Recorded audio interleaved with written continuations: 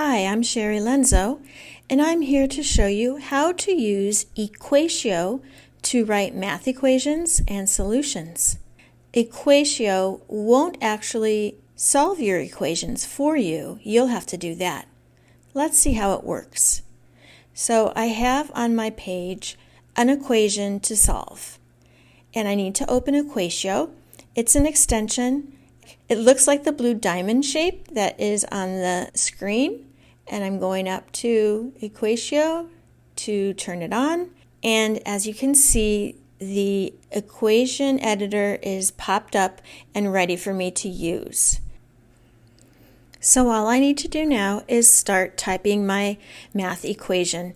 So I'm going down here to the box, and I'm going to type 2x plus 5 equals 13, and I'll go ahead and solve this equation. 2x and then 2x, divide by 2 on both sides.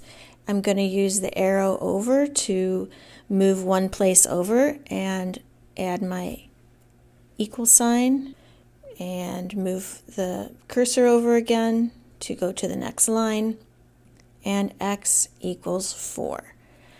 So now we have our equation finished. We need for it to go up to our paper, and to the bottom right there's a button called Insert Math. You just select it, and the math equation is copied right onto your Google Doc page. Now if you needed to edit something, you could go back and edit it and then reinsert it, and it would make the change. If you need to go on to a new problem, you can use the trash can to erase your equation and start a new one. Another way you can put your math equation in is by speaking your math. Click on the speaker button and then click the red button. 2x plus 5 equals 13. New line. 2x plus 5 minus 5 equals 13 minus 5. New line. 2x equals 8.